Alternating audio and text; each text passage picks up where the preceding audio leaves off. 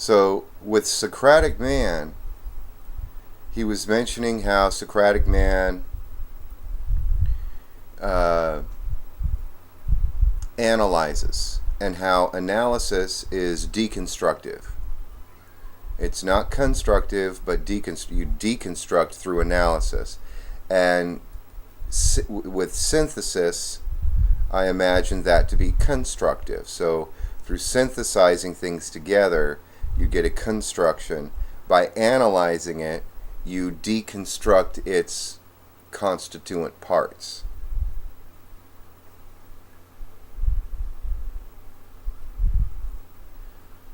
And in relation to what I noticed, seeing people get all caught up in the stuff of life rather than facing who they really are and where they stem from and where all of life comes from, they get all caught up in the phantasmagoric carnival of forms flashing about before our eyes.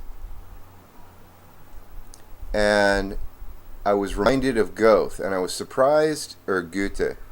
I was surprised that John didn't mention Goethe because he was talking about reason and understanding, and this differentiation between reason and understanding that Schopenhauer had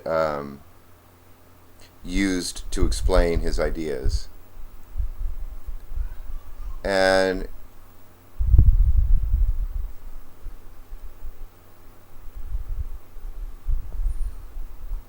I realized that, what did I realize? Where was I?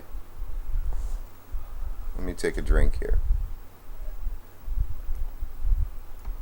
Oh, with Goethe, or Goethe, he mentioned something along the lines, I can't remember it exactly. Do I have it here? Aha! I do have it here. I think it was page 83.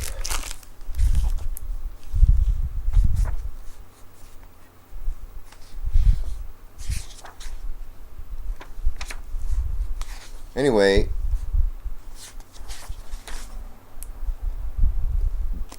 I'm looking at Oswald Spengler's Decline of the West. I can't find it right now, but it's something to do. This is roughly paraphrased. The Godhead is effective in the living, growing, and changing, making use of the fixed and set fast. And the living, growing, and changing, I think he assimilated with reason, and the fixed and set fast with understanding. So understanding is that which is enamored by or caught up in the physical world and what we can see. And it's the reason, the faculty of reason, that can, well, as far as John David was talking about Schopenhauer, it's the faculty of reason that deals with things like freedom and justice, and if there's a soul or God. So it's like a transcendent function. And I was thinking how with Goethe, or Goethe, he wrote this little paper that was shared in Joseph Campbell's work, Creative Mythology, where he says there are 4 ages, 4 epochs of the spirit. And I was also interested why John didn't mention the 4 epochs of the spirit of Goethe in his Historical Cycles series. Anyway, I'm doing a lot of synthesis with this stuff. I'm trying to get it all together here, and it's part of my experience, so it's all got to work together, or I throw it out, kind of thing, you know. And in the final epoch of the spirit, Goethe describes it as a dissolution in vulgar sensualized banality. And all solemn feeling has been drained out as a result of over-analysis. in the previous epoch, which is the epoch of philosophy. And so I'm thinking of all this stuff and seeing a synthetic pattern, a synthesis of how the Socratic man, as a result of overanalyzation, generally speaking, for the mediocre mind, which is the majority, like it or not, gets caught up in the stuff of the world rather than take that next step deeper to that metaphysical root of their being, so to say. And it's an excellent safety valve because, getting caught up in the stuff of the world, we can keep on keeping on, so to say. And still we grow. Still there's development and further unfoldment. It's not as quick. I'm not judging it as good or bad. I just know that there's plenty of people that have wonderful lives, admirable lives, lives that I would say I admire that have no conception whatsoever of deeper things.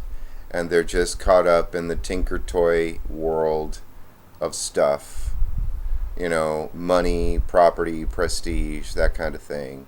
And they develop it, and they still have morals they live by. They still have values to uphold that are honorable, that have dignity, and show a form of nobility in them. But there are some that are Socratic-like, who get caught up in the stuff of the world, and they really amount to nothing. And I think those people are confused with another kind of person. And there's another kind of person that resides at a depth level of experience in the world, that they observe the Godhead in all things. And they don't get caught up in the stuff of the world. In fact, the stuff of the world is secondary or ephemeral. It is a vehicle of the Godhead, and in that way it is holy. It is sacred. It holds the awe and wonder, but is not the awe and wonder, you see. And they don't amount to much either.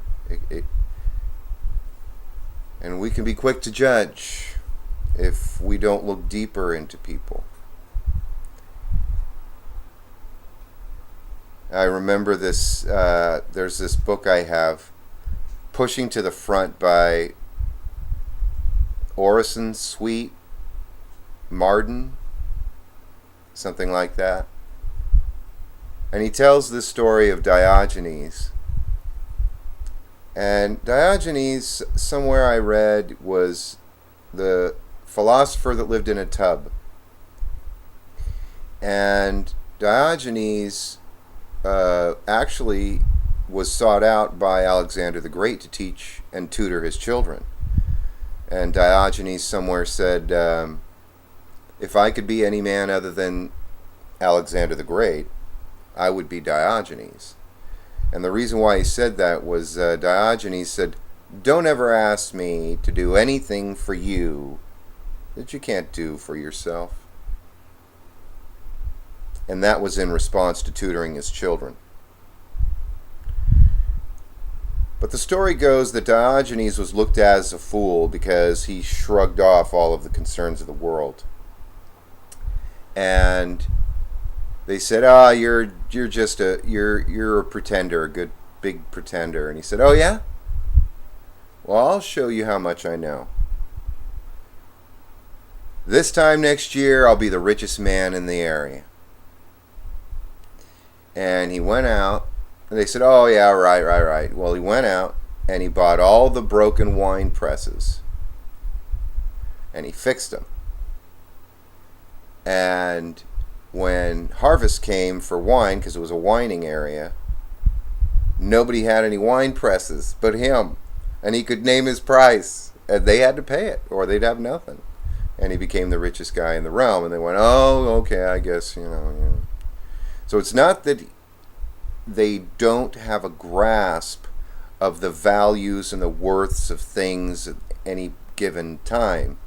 It's that they observe the transcendent value that informs all the stuff in a moment of time.